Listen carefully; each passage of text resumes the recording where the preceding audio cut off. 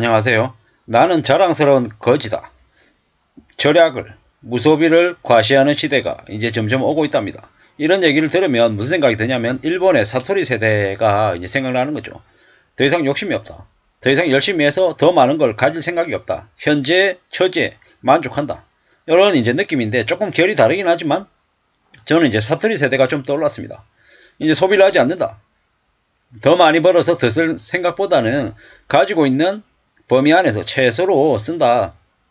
이런 느낌들이 좀 들었죠. 이제 점점 더 이제 많은 사람들이 뭐 승진이나 아니면 연봉 인상이 눈에 띄게 확 두드러지는 걸 기대할 수 없는 시대를 살고 있습니다.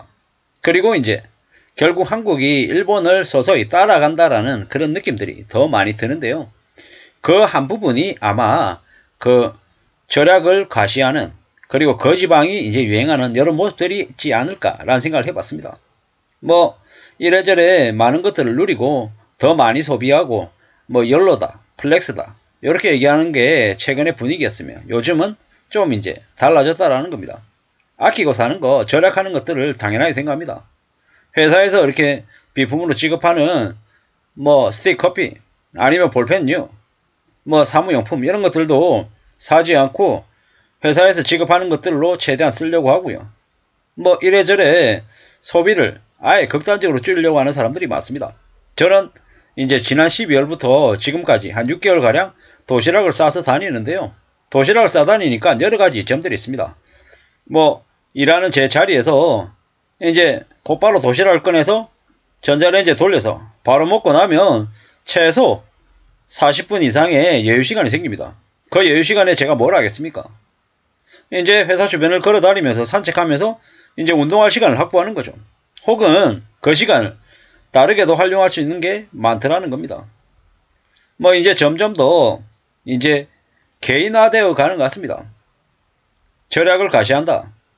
그것 또한 뭐 이제 비공개 카톡방 그런 데서 이제 익명으로 이제 참여를 해서 뭐 절약 노하우도 배우기도 하고 뭐 과소비했다고 질책을 받기도 하고 이래저래 하는데 뭐 점점 이제 익명성 아래에 이제 숨어서 점점 더 개인적인 취향이나 개인적인 성향을 더 많이 가지고 사는 것 같습니다.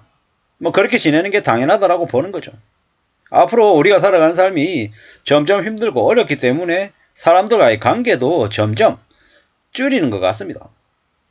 기업이라고 하는 곳에서도 예전에 비해서 회식하는 문화가 많이 줄었습니다. 회식이 왜 줄었겠습니까? 회사의 벅하나 아니면 각 부서의 운영 비용이 줄었기 때문이죠. 뭐 사무용품 비품들도 50% 절감하라고 삼성전자라고 하는 대한민국의 최고의 기업에서도 경비 절감을 얘기하는데 다른 기업들은 아예 말할 것도 없죠. 이제 그러다 보니까 점점 삶이 빡빡해지는 겁니다. 삼겹살 1인분에 뭐 15,000원, 18,000원 얘기하고 뭐 소주 한 병에 7,000원, 8,000원 얘기하는 시대에 앞으로 점점 더 빡빡해지는 건 당연하다라는 거죠. 뭐 이제 1년 안에 혹은 2년 안에 짜장면 만원, 15,000원 시대가 올 것 같다는 이야기도 나옵니다. 에이 짜장면 한 그릇에 무슨 15,000원이냐 이렇게 얘기하겠지만 우리가 이명박 정부 시절에 밥값이 4,000원, 5,000원 이렇게 하던 것들이 뭐 7,000원, 8,000원으로 거의 뭐 7, 80% 이상 올랐죠. 이제 앞으로는요 어떻게 되겠습니까? 박근혜 정부 시절에 담배값이 2,500원에서 4,500원으로 올랐습니다.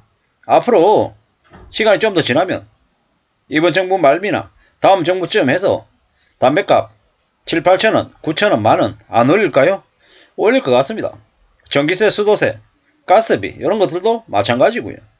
점점 그러면 부담이 더 커질 수밖에 없죠.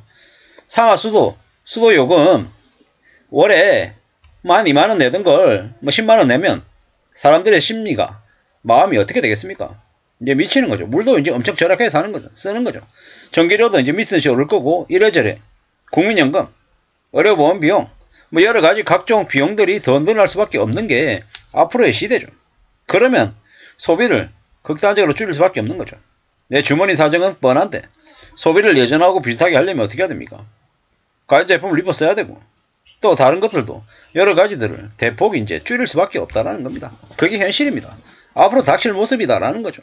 앞으로 우리가 맞이하게 될 현실은 꽤나 삭막하고 살벌한 것 같습니다. 그게 앞으로 벌어질 일이다라는 겁니다. 살아가는 삶이 얼마나 힘들지 어려울지 우리는 점점 더 적응하고 또 파악하고 살아야 될 것 같습니다. 그래야지만이 힘들고 어려운 현실을 견딜 수 있을 것 같습니다. 자랑스러운 거지다. 꼭 제 얘기를 하는 건 거죠.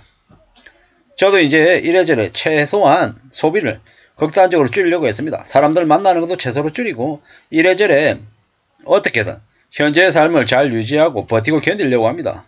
최소한 앞으로 5년, 앞으로 10년, 혹은 20년 정말 정신 바짝 차리고 살아서 어떻게든 저축하고 어떻게든 현재의 삶을 유지하는 게 제 최고의 목표입니다.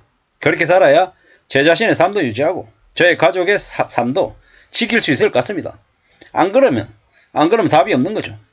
앞으로 살아가는 삶이 얼마나 힘들고 어려울지 시간이 지날수록 계속 느낍니다. 심상치 않은 거죠. 뭐 남들이 다 잘 산다고 나도 잘 살 수 있는 건 절대 아니다라는 거죠. 남들이 못 살아도 나는 잘 살 수 있는 거고 남들이 대부분 다 잘 살아도 저만 못 살 수 있다라는 겁니다. 그게 현실이라는 겁니다. 앞으로 더 정신 차리고 더 조심하고 더 마음을 단단히 먹고 지내야 되겠습니다. 함부로 뭔가를 바라고 기대하고 욕심을 가지면 어떻게 된다? 인생이 끝장난다라는 거죠. 뭐 청년이요 뭐 꿈을 가져라 어쩌고저쩌고 얘기하죠. 근데 저는 이제 청년이 아니고 중년이다 보니까 어떻게 해야 됩니까? 호황된 꿈을 버려야 된다.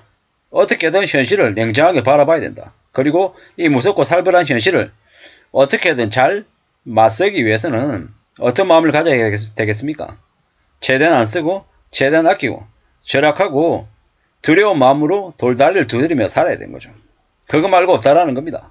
제가 김원수 작가의 뜨거운 피라고 하는 작품을 매우 좋아합니다. 그 작품을 좋아하는 이유는 다른 거 없습니다.